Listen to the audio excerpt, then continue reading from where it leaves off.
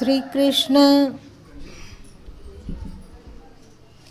गीता के दूसरे अध्याय के अंतर्गत 53वें श्लोक में कहते हैं कि भांति भांति के वचनों को सुनने से विचलित हुई तेरी बुद्धि, भांति भांति के वचनों से को सुनने से विचलित हुई तेरी बुद्धि। भांति भांति का वचन मतलब श्रुति प्रतिपन्ना, मतलब अनेक शास्त्र व्यक्ति पढ़ा। भारत में 6 दर्शन है, तो चाहे न्याय मीमांसा हो, चाहे सांख्य दर्शन हो, चाहे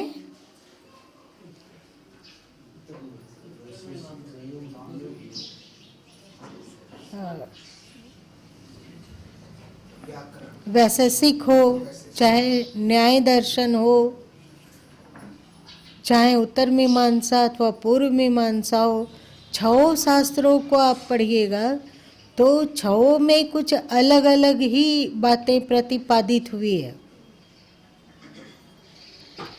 तो ये क्या है?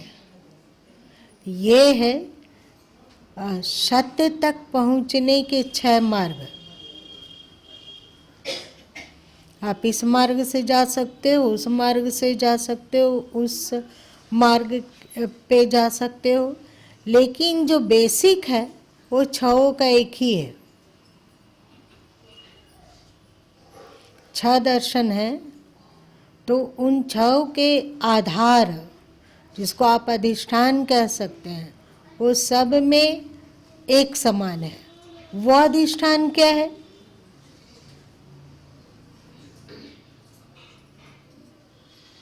वो अधिष्ठान है मन इंद्रियों को अपने वश में करना, अपने अंतर्मन का प्रक्षालन करना, अथवा अपने क्रियाकलाप को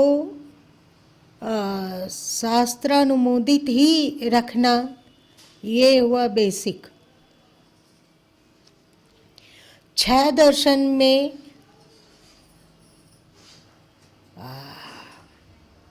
जो चार्वाक का मत है कि ऋणम कृत्वा घृतम पिबेत, चाहे पाप करो चाहे पुण्य, किसी भी तरह किसी को मार देना पड़े अथवा लूट लेना पड़े, पर घी को पियो। जो कुछ है सो यह शरीर ही है, शरीर से परे शरीर यहीं जल जाता है, वो छाई बनकर हवा में उड़ जाता है, तो फिर कौन बचा जो कि भोग भोगेगा? ये कर्म का सिद्धांत कि ये कर्म करना चाहिए, ये कर्म नहीं करना चाहिए, इस कर्म का ये फल है, उस कर्म का वो फल है, ये सब असत्य, भंड लोगों का प्रलाप है। भंड मतलब क्या होता है? ठग, ठग, ठग लोग का प्रलाप है, ऐसा चार्वाक कहते हैं। तो जो भारत में प्रचलित 6 दर्शन हैं, उसमें चार्वाक के सिद्धांत को कहीं अनुमोदित नहीं किया गया। जैसे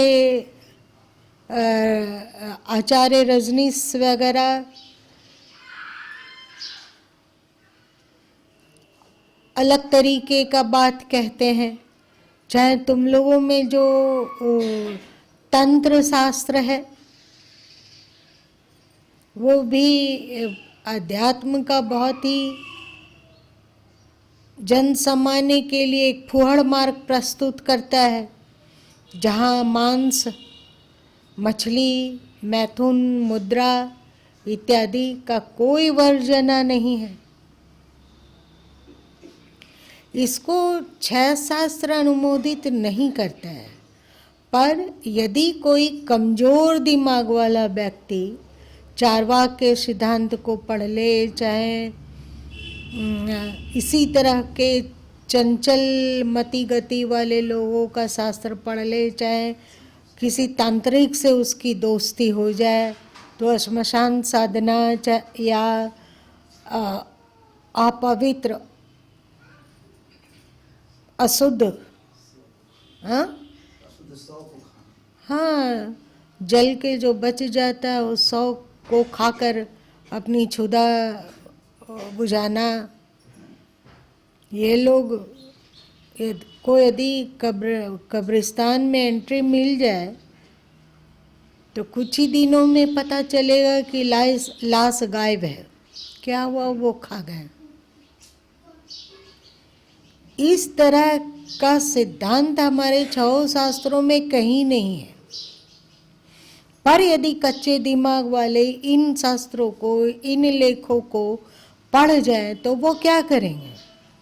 ढेर सारा शास्त्र पढ़ना है, ढेर सारा पढ़ना है, ढेर सारा पढ़ना है। चाहे वैशेषिक हो, चाहे न्याय हो, चाहे सांख्य हो, चाहे वेदांत हो।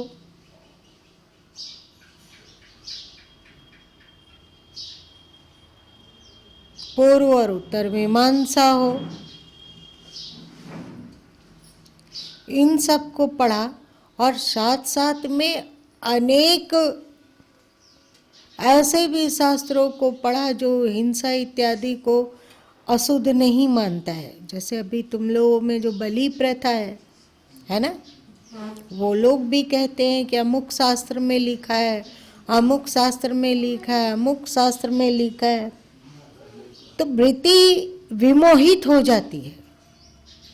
श्री कृष्ण कहते हैं कि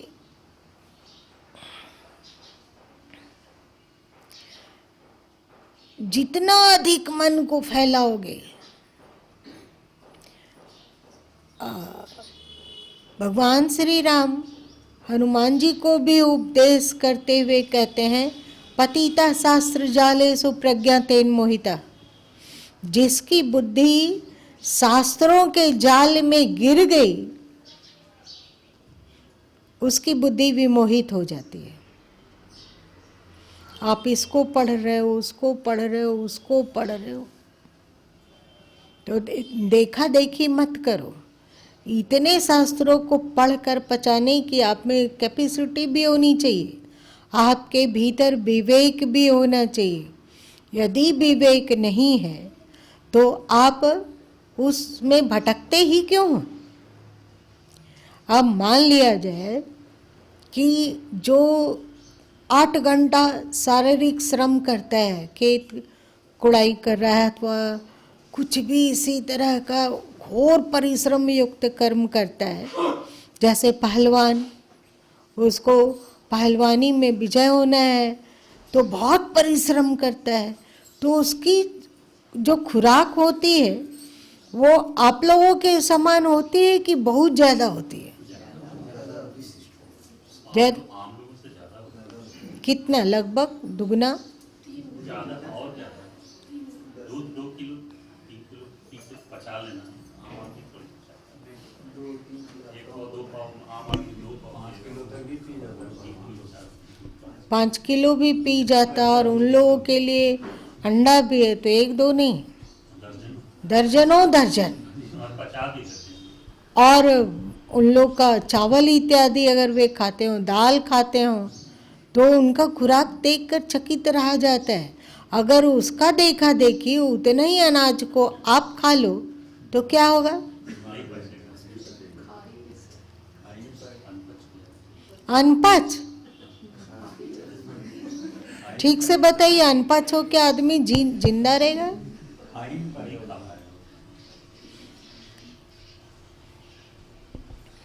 क्यों? तो उसका देखा देखी मत करो।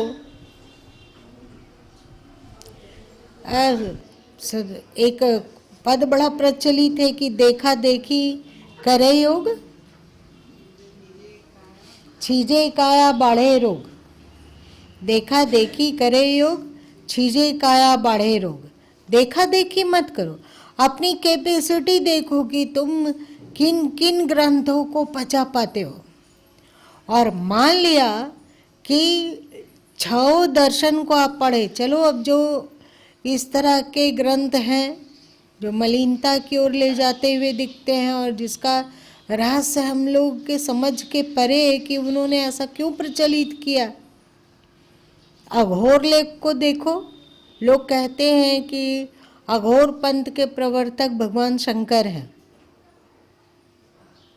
तो अघोर पंथ को देखो, तांत्रिक लोगों को देखो, तो दिमाग बड़ा कंफ्यूज होता है कि ये है क्या। तो उन सब बातों को छोड़ो। कोई जो 6 दर्शन प्रचलित है हम लोगों के देश में, उन 6 दर्शन को भी भली भांति पढ़ ले, लेकिन एक में आरूढ़ ना हो तो उसे शांति मिलेगी या नहीं मिलेगी? क्यों?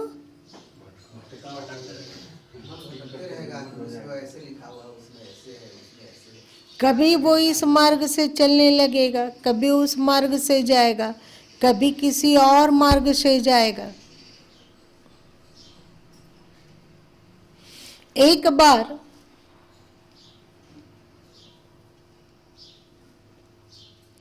एक राजा घोषणा करवाया कि मुझे सच्चा धर्म का मार्ग चाहिए, जो हमें सच्चा धर्म का मार्ग बतलाएगा उसे मैं अपना आधा राज्य दे दूंगा। तो बहुत सारे लोग आए, तो वे लोग अलग अलग शास्त्रों की व्याख्या करने लगे। सुबह न्याय शास्त्र हो रहा है, तो दोपहर वैशेषिक हो रहा है, तो शाम को सांख्य दर्शन हो रहा है, तो और आधी रात के समय में वेदांत की चर्चा हो रही है। पढ़ता गया। फिर एक ज्ञानी व्यक्ति आए और बोले कि मैं आपको क्या धर्म है इसको भली भांति बता सकूंगा, आप मुझे समय दीजिए। तो राजा पूछा कि कितना समय चाहिए?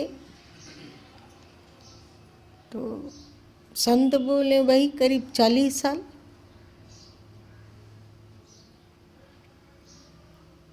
तो राजा बोला 40 साल? तो संत बोले कि मुझे पूरे दुनिया से बटोर कर सभी धर्म शास्त्रों को लाना है, सभी संतों की वाणियों को लाना है, अथवा सभी विज्ञ पुरुषों की वाणियों को लाना है। उसे लाने में ही हमें बहुत समय लगेगा। उसके बाद एक एक को मैं आपको सुनाऊंगा, तब कहीं आप उसमें से चुन सकेंगे कि कौन सा सच्चा मार्ग की ओर ले चलता है। तो कहें 40 साल में तो मैं भी मर जाऊंगा और आप भी मर जाएंगे, तो सच्चा धर्म कौन जानेगा? तो दूसरा व्यक्ति आया, कहा कि महाराज मैं आपको संक्षिप्त मार्ग में ले चलूंगा। तो वो पूछे कि कितना समय लग जाएगा? तो बोले ज़्यादा नहीं, मैं 10 साल आपसे कम लूँगा।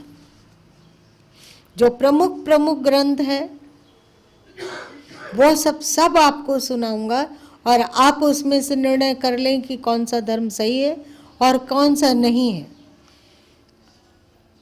तो 30 साल में क्या होगा कौन जानता है? 30 साल में तो मेरा मन ही बदल सकता है। मैं आज जिज्ञासु हूँ, उस समय तक हो सकता है कि मैं भोगी हो जाऊं, अथवा आज जिज्ञासु हूँ और कल हमारी मृत्यु हो जाए। 30 साल भी बहुत है। तो कुछ और एक विद्वान आए, तो वो बोले कि मैं कोशिश करूंगा कि शीघ्र से शीघ्र आपको बोध करा दूं कि धर्म क्या है। तो कितना समय? तो मैं 10 साल और कम करूंगा। राजा फिर भी नहीं माना कि 20 साल। अंत में एक संत आए और बोले कि इन सब की बातों में मत चलिए, आप सच्चा अध्यात्म को पाना चाहते हैं, वो आप 5 मिनट में पा सकते हैं। लेकिन राजा पूछा, लेकिन क्या करना होगा हमें? तो संत बोले कि मेरे साथ चलिए, नौका विहार को चलते हैं और वहीं पर सच्चे धर्म की चर्चा करते चलेंगे। दोनों ही नौका विहार पे आए। संत नौका पर बैठे ही थे, नौका डोल रही थी, अब बैठने ही वाले थे संत और राजा, तब तक संत चिल्लाए, दूसरी नौका, दूसरी नौका, दूसरी नौका। तो उनके अगल बगल बहुत सारा नौका वाले लोग आके घेर लिया। तो संत बोले, इसमें नहीं उसमें, इससे छलांग लगा के उसमें चले गए। 1-2 मिनट, 4 मिनट ही आगे बढ़े होंगे, थोड़ी दूर ही आगे बढ़े होंगे और चर्चा करने जाने ही वाले थे कि सच्चा धर्म क्या है। तब तक फिर से संत चिल्लाने लगे, दूसरी नौका, दूसरी नौका। फिर से ढेर सारे नौका वाले उन्हें घेर लिए। संत और राजा को पकड़े और एकदम छलांग लगाए। इसी तरह छलांग लगाते लगाते लगाते दोनों बेदम हो गए।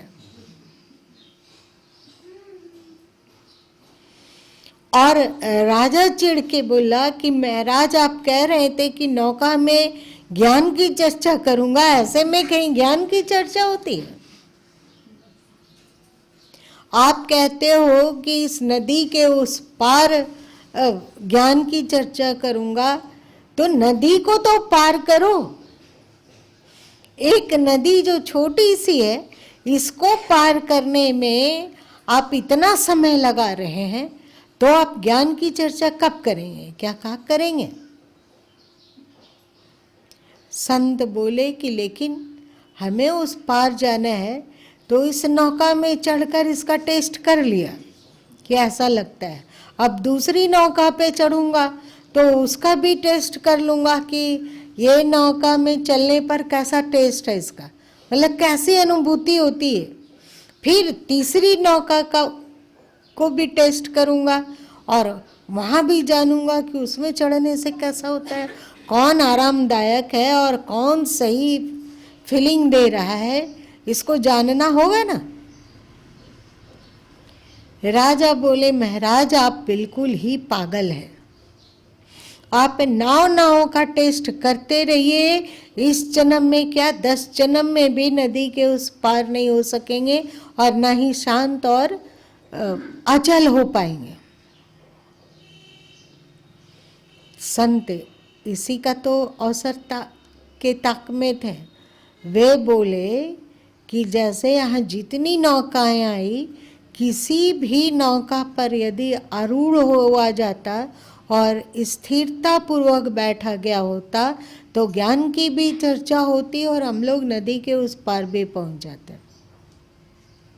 राजा ऐसा बोले तो संत हंसने लगे और कहने लगे, महाराज आप कहते हो कि समस्त धर्मों में से सबसे श्रेष्ठ कौन सा धर्म है?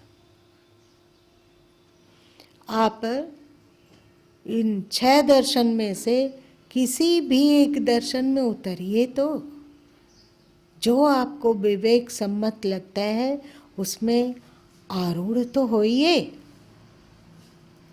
एक पक को पकड़िए तो आप इस पार से उस पार हो जाएंगे और साथ साथ में आपका अंतस भी स्थिर हो जाएगा, होगा। इसीलिए जो कहावत है, एक दिन आप लोग को बताए थे, एक संत, बोलिए, एक संत, एक संत, एक पंथ, एक ग्रंथ, एक मंत्र, एक भगवंत।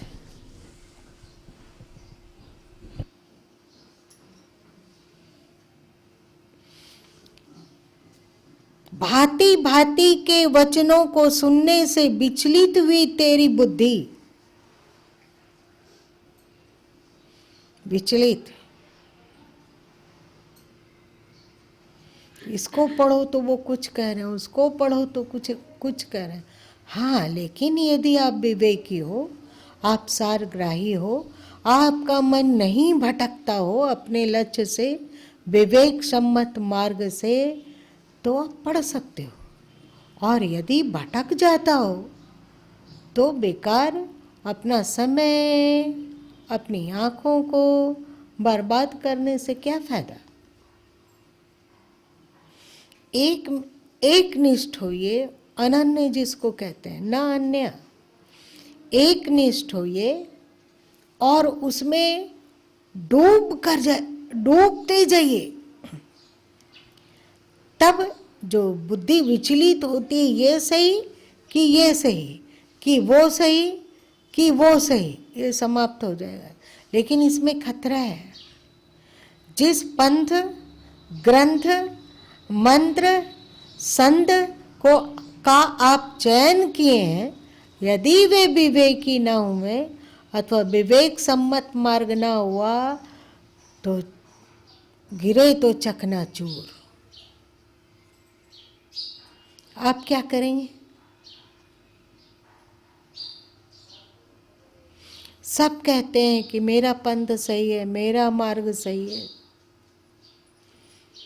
रामपाल बाबा के शिष्य कहेंगे मेरा पंथ सबसे श्रेष्ठ है, हम जो बोले वही सही है, बाकी सब झूठ है। ब्रह्म कुमारी से लोग कहते हैं कि हम ही एक सत्य हैं, बाकी सब झूठ है, झूठे लोग हैं। जो ब्रह्म कुमारी में जुड़ गया वो जब सतयुग आएगा तो मात्र वही सतयुग में जन्म ले सकेंगे, बाकी लोग भटक जाएंगे। और उस संत का देखते हो, एक किसी भी संत से कोई जुड़ा हुआ हो तो अन्य सामान्य इंसानों की तुलना में वो ज़्यादा खड़ूस हो जाता है और अकड़बाज। आप लोग पत्रिका देने जाते हो तो पता नहीं चलता है, चलता है पता ना। तो ये क्या है?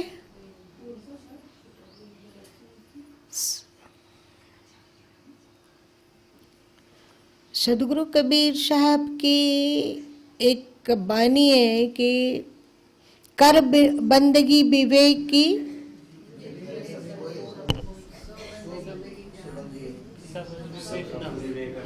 कर बंदगी विवेक की, भेक धरे सब कोई। विवेक की वंदना करो, वेशधारी तो बहुत है। कर बंदगी वेश धरे सब कोई, सो बंदगी बही जाने दे, सबद विवेक नहीं। वहाँ की पूज्यता को बह जाने दो जहाँ विवेक ना हो। तो हम लोगों को अपने विवेक को जागृत करना होगा। विवेक जागृत होगा तो हम सही ग्रंथ, सही पंथ, सही संत, सही मंत्र को चुन सकेंगे। पर एक छोटा बच्चा किसी प्रोफेसर की परीक्षा लेने चले तो कितना सफल होगा पता नहीं। चल, भांति भांति के वचनों से को सुनने से विचलित हुई तेरी बुद्धि जब अचल और स्थिर हो जाएगी। बुद्धि का अचल और स्थिर होना ये कब होगा? जब हम जांच परख कर समझ लें कि ये मार्ग विवेक सम्मत है, शास्त्र सम्मत है,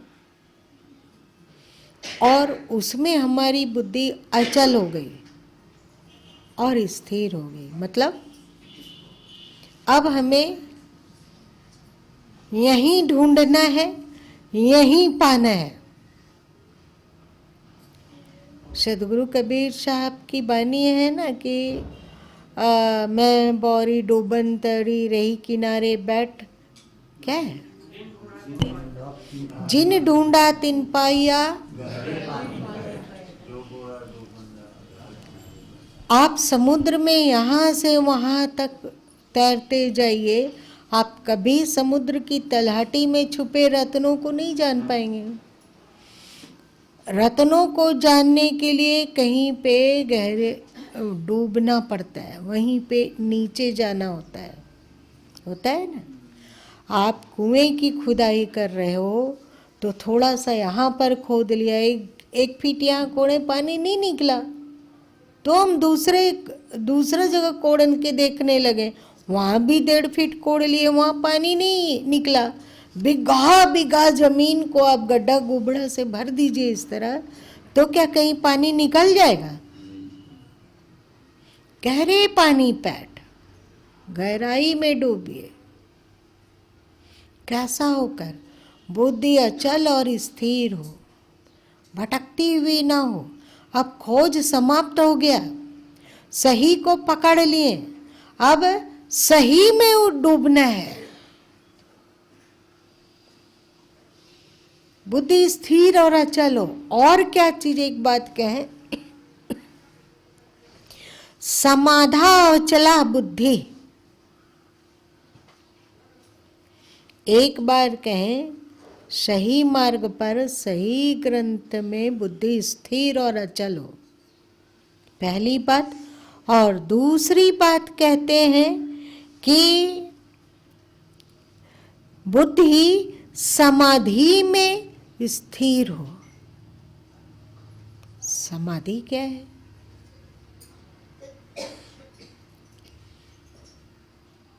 गीता के टीकाकार कहते हैं कि समाधि का मतलब होता है परमात्मा का मिलन। समाधि का मतलब होता है समत बुद्धि, समजोड़ दी तो मतलब हो गया कि समत्व में स्थित बुद्धि। तो जिसकी बुद्धि समत्व में स्थित हो उसको समाधि कहा गया। पर समाधि है क्या? 2 चीज बताएं कि एक कि भिन्न भिन्न वचनों से को सुनकर विचलित हुई तेरी बुद्धि जब अचल और स्थिर हो जाएगी। दूसरी बात कहते हैं कि और जब तुम अचल समाधि को उपलब्ध हो जाओगे तब क्या होगा?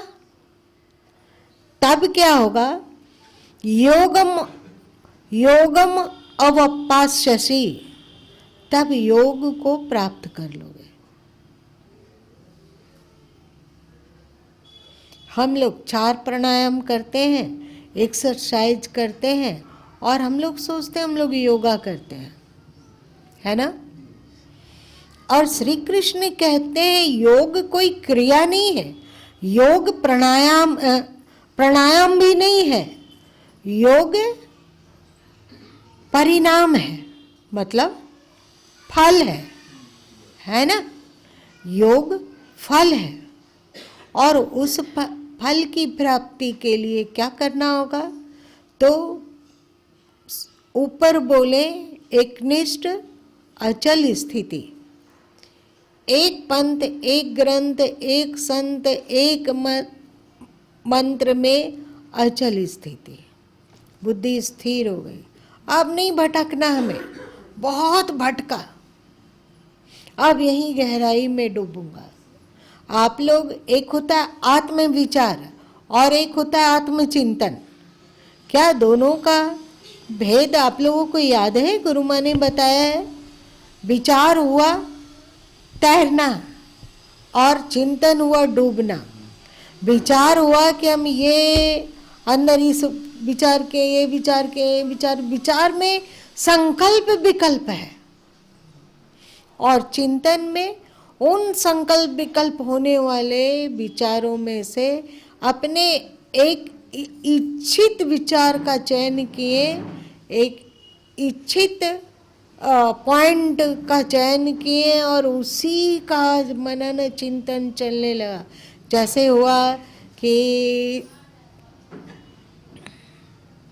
विचार, मेरी बात समझे, तैरना और डूबना, तैरना है विचार और डूबना है गहराई में उतरना है चिंतन। जब आप विचारों से मुक्त होकर सही चिंतन धारा में अपनी बुद्धि को स्थिर कर पाते हैं। और दूसरी बात कहें, समाधि में अचल स्थिति, तब योग की प्राप्ति होती है। योग आत्मा का परमात्मा में छपाका, जिसको कि जोड़ कह लो, आत्मा का परमात्मा से संयुक्तता, अथवा आत्मा का परमात्मा में उतरना, अथवा अपने ही आत्म तत्व से जुड़ जाना, ये कब होगा? बुद्धि अचल स्थिर होगी और व्यक्ति अचल समाधि में स्थिर रहने की कला को जान लेगा। समाधि क्या होता है इसको हम लोग दूसरे दिन जानेंगे, ठीक है? आज थोड़ा क्लिष्ट हो गया क्या? कल कितना अच्छा आप लोग हंस रहे थे सत्संग में।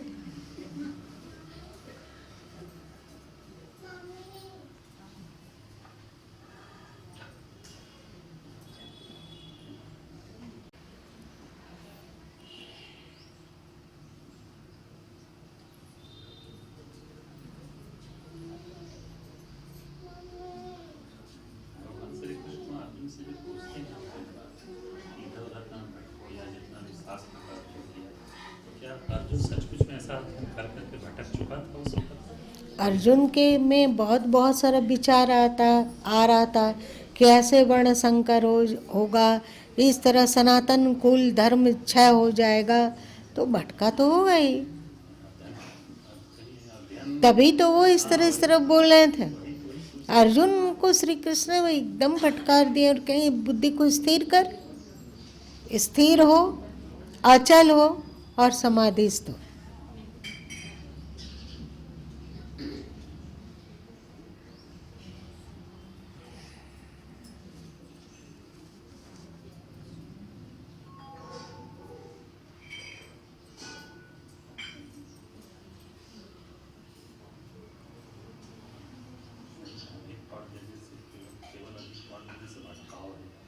बहुत भटका।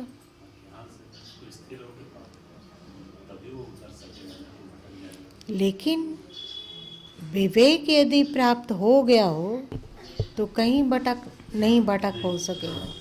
जैसे आज हिंदू लोग, अभी ऐसा लेटेस्ट फैशन है कि आप यदि सुंदर घर बना रहे हो, आपके पास जगह है और आपके पास पैसा है, तो आप अपने घर के द्वार पर महात्मा बुद्ध का ध्यानस्थ मूर्ति विग्रह लगाते हो, जिसके हाथ से जल गिर रहा है और वो गिर रहा है ना? हिंदू लोग महात्मा बुद्ध पर श्रद्धा रखते हैं कि नहीं?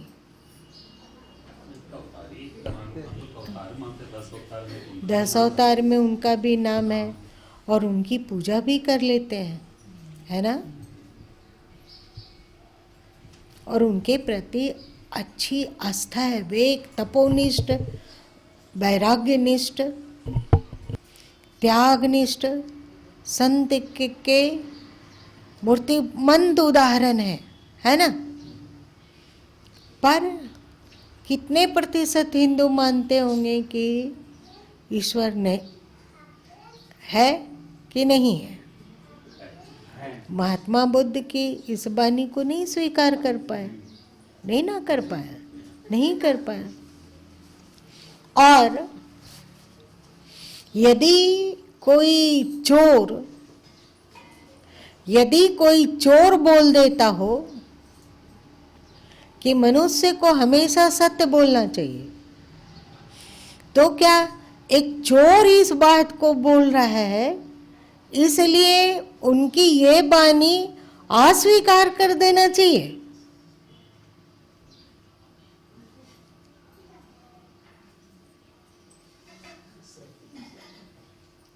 सिद्धांत अपरिवर्तनशील है।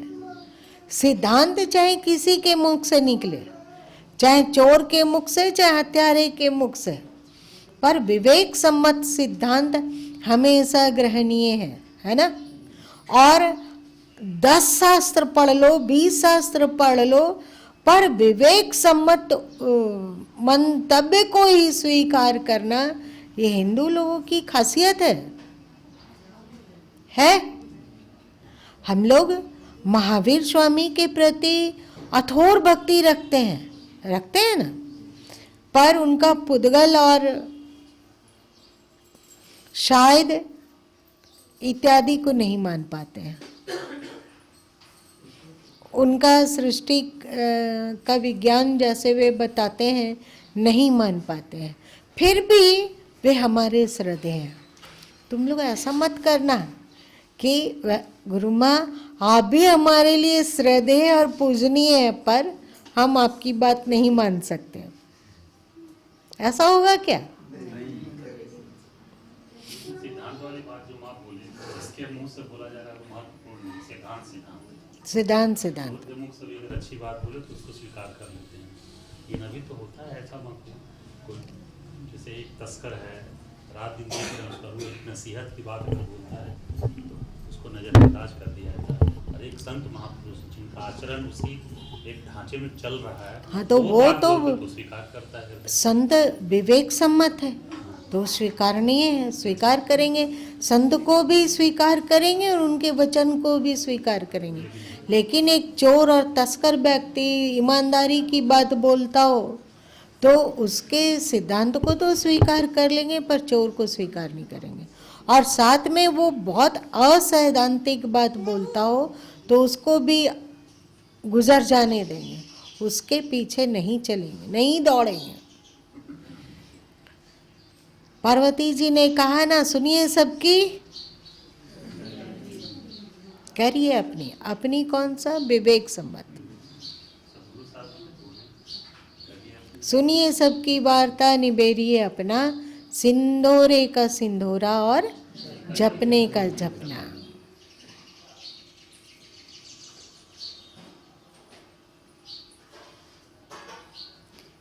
क्या हम लोग श्री कृष्ण की इस वाणी पर कि बहुत शास्त्र ग्रंथों को मथने, क्या मथना,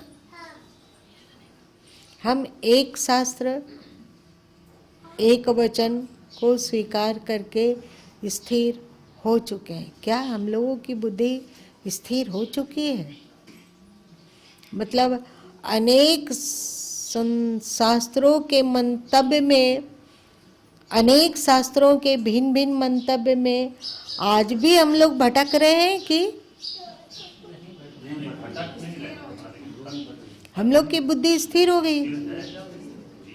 अब एक मोर्चा हम लोग तय कर लिया, अब एक ही मोर्चा है। लेकिन पढ़ ले रहे हैं जी, दूसरा शास्त्र भी पढ़ लिया जाता है और फिर उसी ज्ञान पे छोड़ दिया जाता है।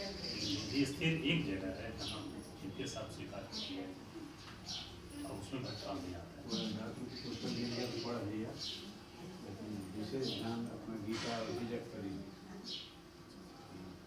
कंपेरिजन करके देख लिया तो पता चल जाता है कहाँ सही है।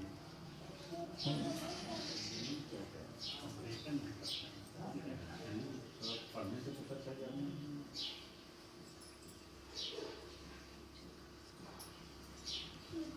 जो 60 के ऊपर उठ गए, अब उसको अलग अलग शास्त्रों का टेस्ट लेने की भी आवश्यकता नहीं है।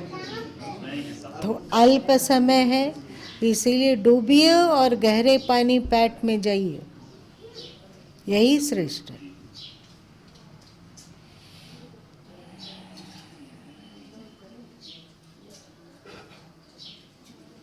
चल।